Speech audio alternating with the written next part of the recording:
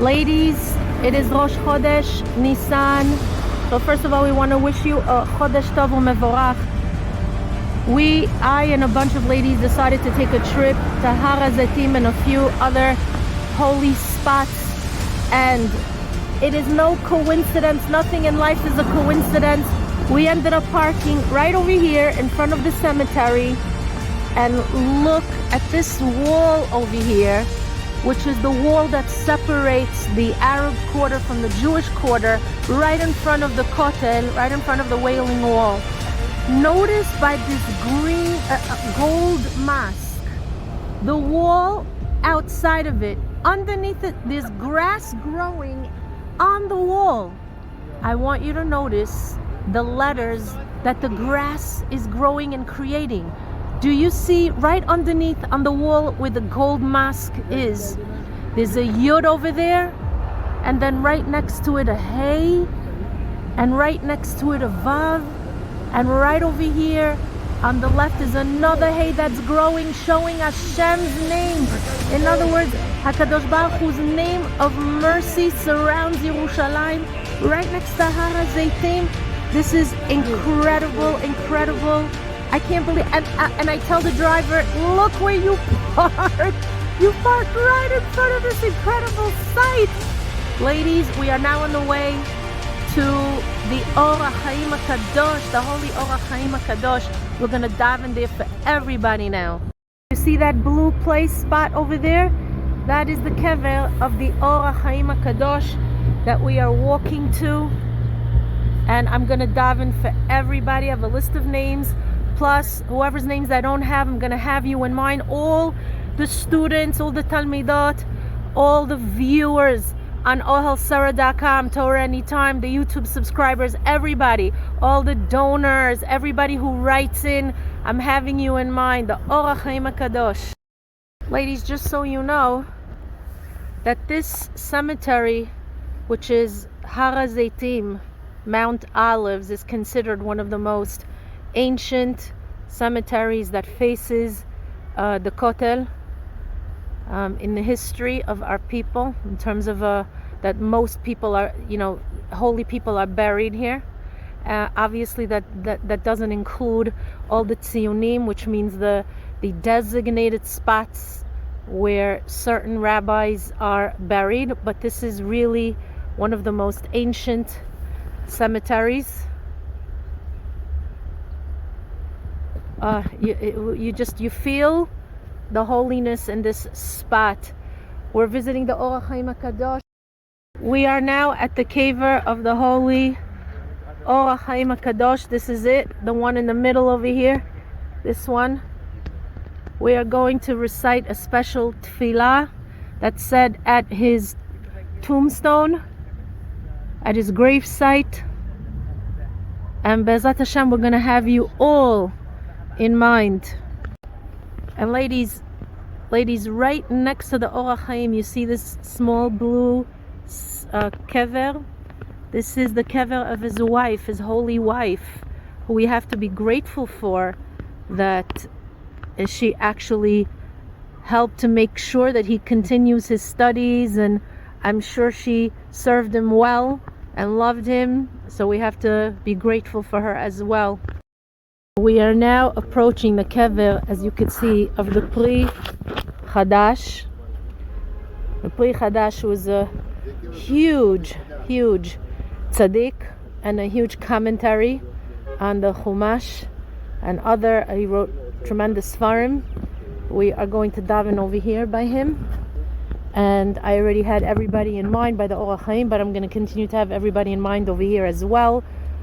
You can't imagine what it's like davening at these holy sites.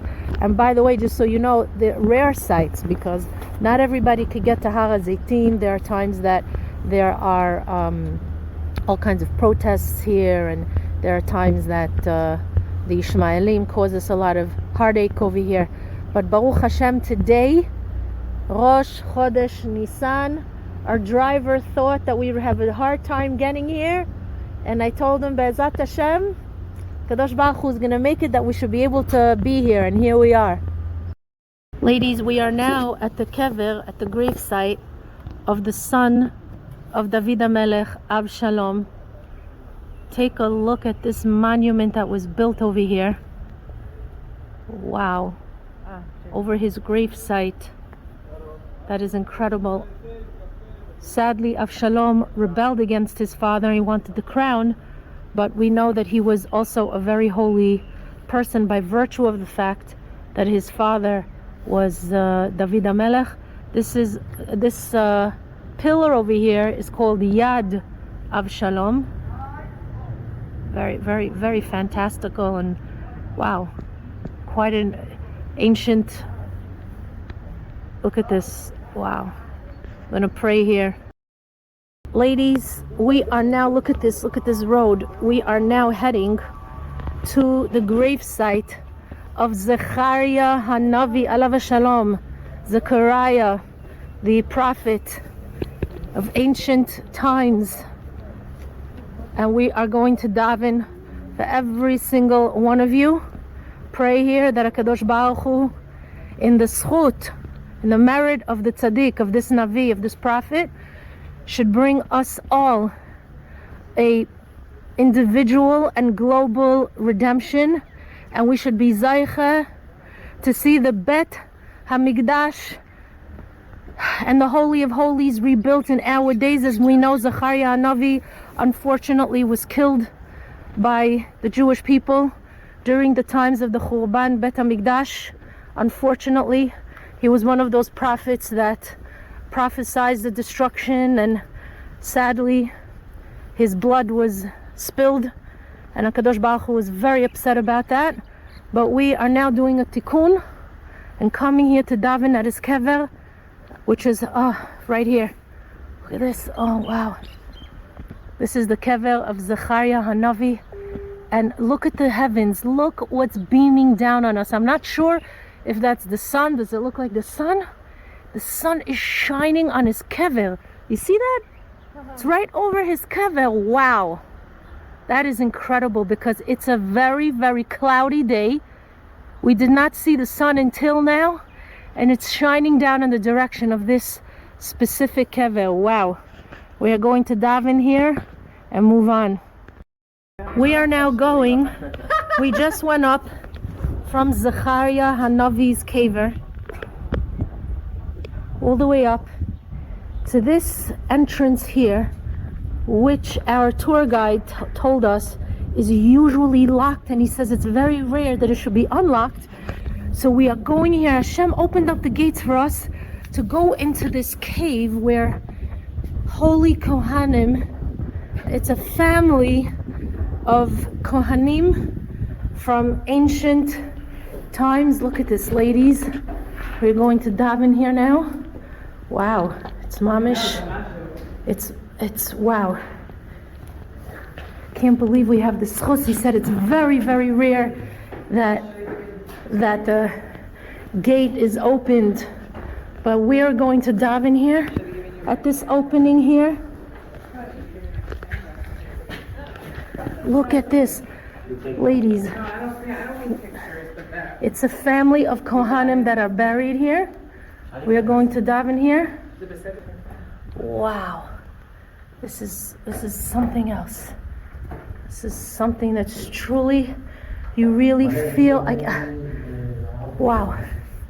We feel like it's indescribable. You feel like you just went back like 3,000 years ago. Look at this.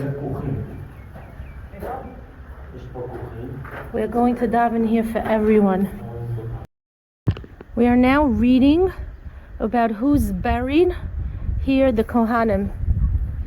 Zeh, as you can see, Zeh kever ve'anefesh she'le'elazar Chaniya, Yoazar, Yehuda, Shimon, Yohanan, Bnei Yosef ben Oved Yosef, ve'elazar bnei Chanaya Kohanim mi bnei Chazir. Here is a translation.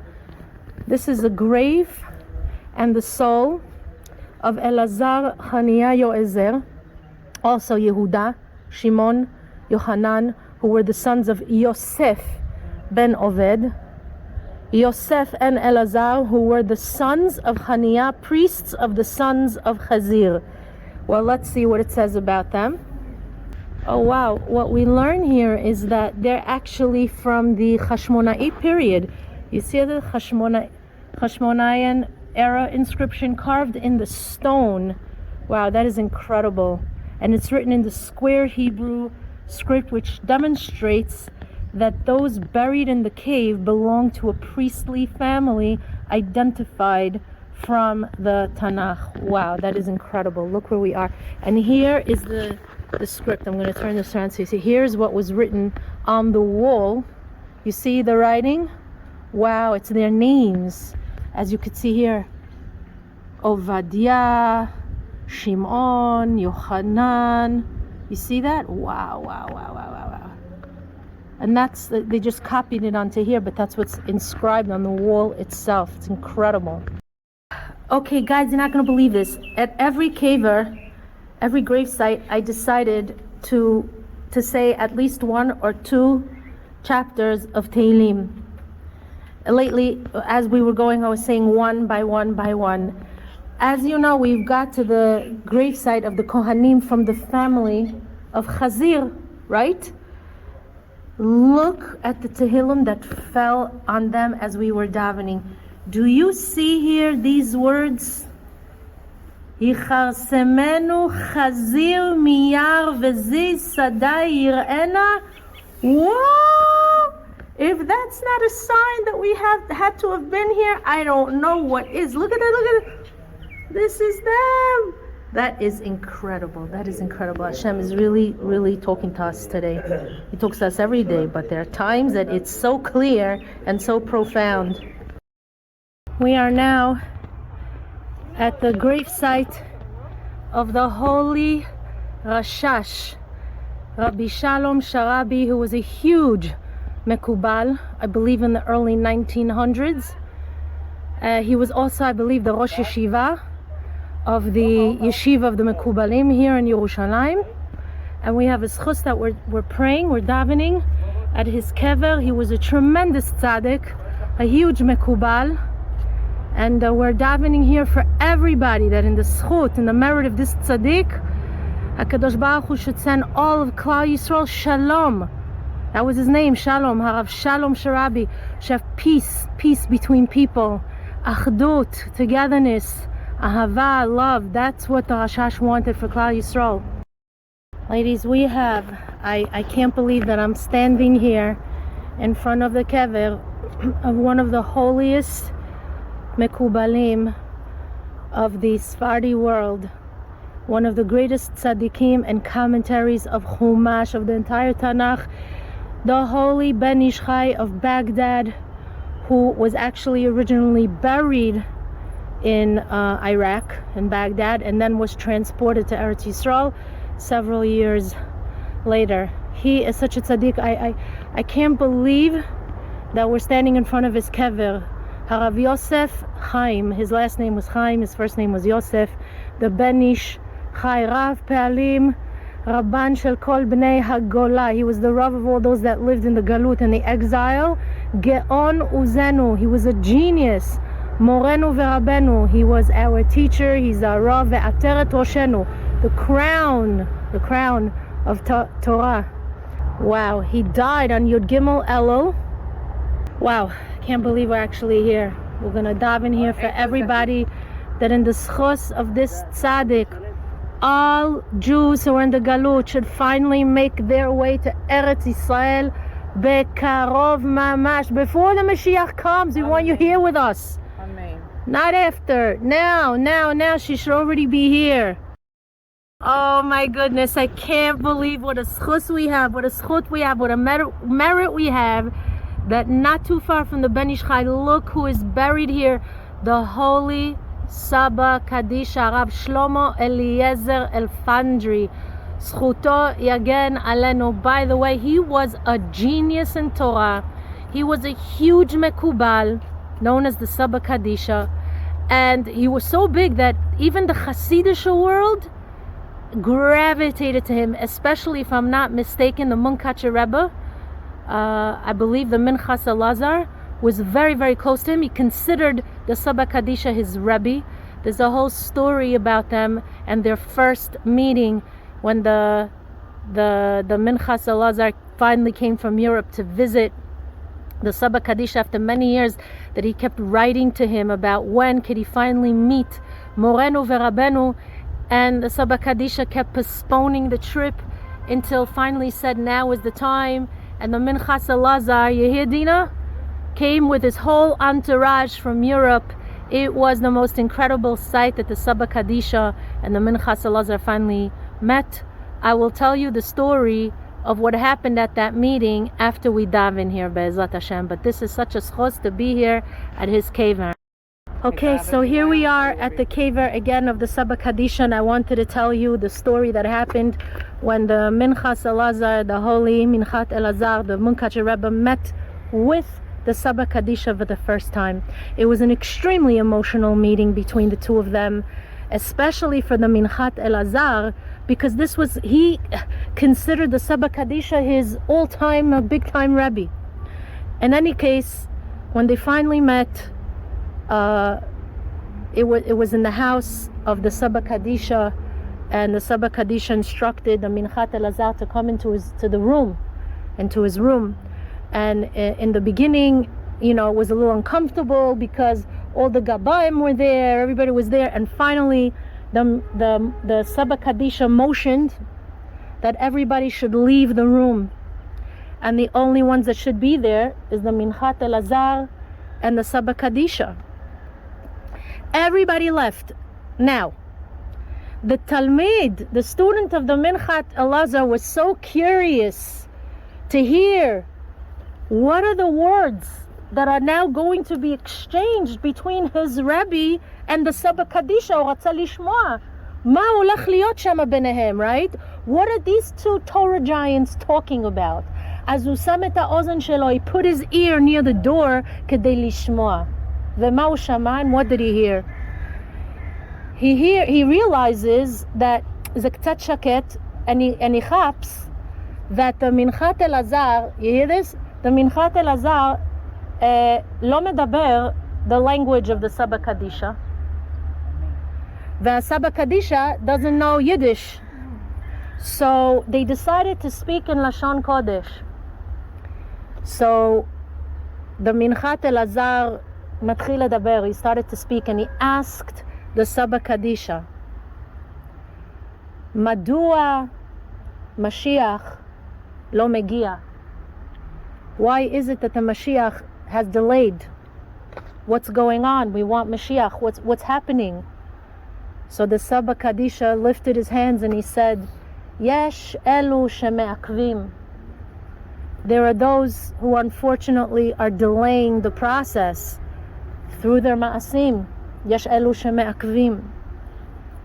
And the Minchas Elazar started to cry, Tchilifkot, and he asked the Saba Kadisha, Ha'im ani echad me'ele sheme'akvim?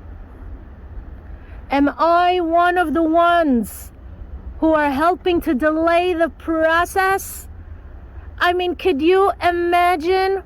The Minchas Elazar was a giant in Torah. He was such a big tzaddik, and he's such an anav.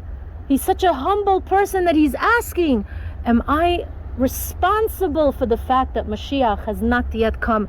This is the level of our tzaddikim.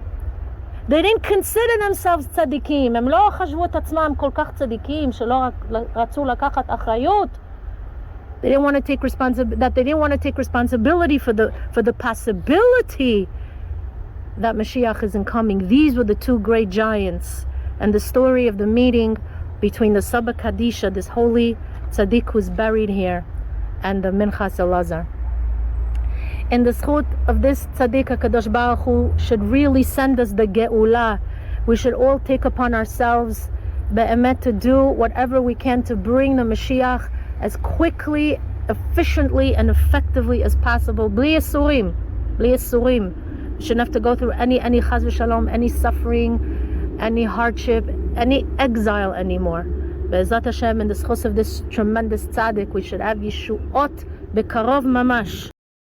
Okay, I cannot believe where we are, ladies. We are now, what a zchut this is, and what a tikkun to be at the kever of the Halachik Gaon, the Halachik genius who wrote a commentary on the Shulchan Aruch, the Kaf HaChaim, Rabbi Yaakov Chaim Sofer ben Yitzchak Baruch, Zecher Tzadik veKadosh Livracha. He wrote a sefer called the Kaf HaChaim. What a genius and what a big, huge tzaddik, and I can't believe we're zeicha to be at his kever here at Har HaZetim. We're going to daven in the zchut of this tzaddik, the Kaf HaChaim, who was such a big tzaddik. Kadosh Baruch Hu should be'emet grant us chaim, and not just regular chaim. It should be chaim tovim, chaim arukim, chaim shel shalva, chaim shel osher, chaim shel menuchat hanefesh, chaim shel shalva, חיים של רוחניות, חיים של כל טוב שבעולם. הקדוש ברוך הוא should just grant us goodness in the zchus of this tzaddik. Ladies, I can't believe where we are. First of all, take a look at this incredible sight. We just kept going up. We are now at the top of Har HaZeitim, mamash at the very top. Almost at the very top, actually, and we are zeicha to be here at the kever of the foremost talmid, the student of the Ben Ish Chai, who himself was a huge mekubal, a huge Kabbalist, Rav Yehuda Moshe Petaya, Zecher Tzadik veKadosh Livracha, Te'en Nafsho Tzura B'tzur HaChaim. He was such a holy man. He wrote a lot of Sfarim. He's most famous for being an exorcist. There are souls that, because they don't find their restful place in Shamayim since they did horrible things in their lifetime, there are many of them that remain in what we call the kafakela, which is in a state of limbo, wandering the earth from one end of the earth to the other, and they go through excruciating pain because they're alone, they're in darkness. The Malachei HaChabbalah, destructive angels, are constantly chasing after them. So when they manage to run away, if they manage to, and they end up in this world, they could inhabit a person's body, and there are ways that they're given permission to enter. One of the ways is if a person is either extremely depressed or very angry. That's one of the ways that they have then allowance to enter.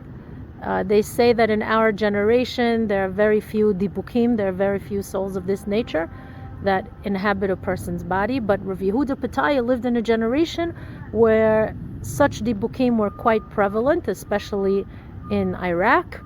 And he knew how to exorcise those souls out of a person's body. He also knew how to determine whether or not it was indeed a fact that a person was possessed by such a dibuk. And he knew how to speak to them. And in his writings, in his sefer Minhat Yehuda, he writes the various experiences and stories that he had with the various dibukim, the conversations that he had with them, and all the things that he learned from these souls who were on the other side, so to speak. This is a huge tzaddik, and we're going to daven at his kever. Notice that the kever of Rav Yehuda Petaya, his name is spelled Yud Aleph Vav Dalet Hey. That is very interesting spelling of the word Yehuda. I wonder what's behind that. And it's also a kever that I noticed, one of the first kvarim, that they made sure to write that he's Ben Chana, the son of Chana. I guess it was important to say that this woman gave birth to such a holy tzaddik, and really in the zchus of this tzaddik and his mother, we should be zeicha as women of Klal Yisrael to house an infant in our womb that will come out to illuminate the world through his tzidkut, his righteousness, through his wisdom, through his ahavat Yisrael, through his goodness. And that's what we really need, a leader who is an ohev Yisrael And this woman, Chana, was zeicha to give birth to such a huge mekubal like this in the generation of the Ben Ish Chai. That's a tremendous, tremendous zchut. We are now at the Kotel. I'm just going to turn this around so you can see the whole thing. We're now at the Kotel. We've been here before, as you know. We're going to daven here, Rosh, Chodesh, Nisan, with tremendous kavanah that Kadosh Baruch Hu should bring the Mashiach already. We should have a redemption. We should see the other 3 walls being built around this wailing wall, the Kotel HaMa'aravi, the western wall, and the Bet HaMikdash built within it. Be'ezrat Hashem Yitbarach. I'm going to have you all in mind. Ladies, we have now driven from Yerushalayim to the other side of Yerushalayim, where there's another cemetery called Har HaMenuhot, the mountain of the Menuhot, I guess, of those who are resting. And this is the kever of the holy tzaddik, the Chida, Rav Chaim Yosef David Azulai. He was a tremendous tzaddik, huge commentary on the Torah. And next to him is buried Harav Mordechai Eliyahu. He was once the chief rabbi of Israel. What a zchut Rav Mordechai Eliyahu has to be buried next to this giant of Torah. We're going in and we're going to daven for everybody over here, Be'ezrat Hashem. We're now going in. You can see the women are going to the left. We're going to go to the left. Men are to the right, but we're going here.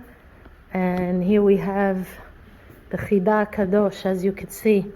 Wow, I'm going to turn this around so you can see it. Wow, we're going to sit here and we're going to say a few prakim of Tehillim. Holy, holy place. Rav Chaim Yosef David Azulai was a Moroccan. He was a very, very big tzaddik, and as we said, a huge commentary on the Torah.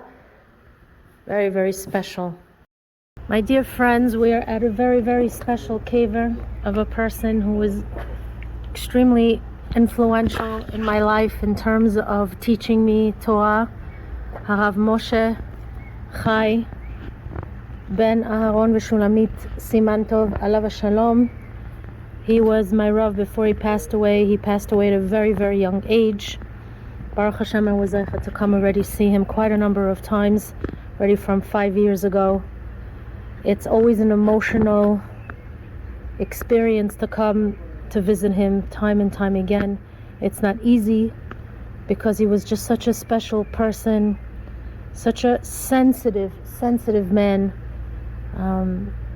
And it's just, every time I see the kever again and again, it's just heartbreaking to know that he left this world at such a young age. I'm going to read you what the Matzevah reads. Morenu v'Rabenu, our teacher and our rabbi, Ateret Roshenu, the crown, our crown. Mekim Ola shel Torah, he established a tent of Torah. Shirbitz Torah berabim, he was able to larbitz means to spread Torah to the masses. Ve'emid talmidim harbe, he had many students. Kibetz v'riba pe'alim laTorah v'yirat shamayim, he was able to gather so many people to have a fear of Hashem and to learn Torah. Kirev hidrich, he brought closer to, and he was able to, and he guided ve'imetz levavot, and he kind of adopted hearts b'mesirut ve'ahava, with tremendous sacrifice and love, le'avinu shebashamayim, to our Father in heaven. Yadav rav lo b'ma'aseh tzedakah, he was mamash a big Baal Chesed, which means he did so much kindnesses, v'chesed gedolim, a lot of kindnesses towards people. V'rabim hishiv me'avon, and many he brought back from sin.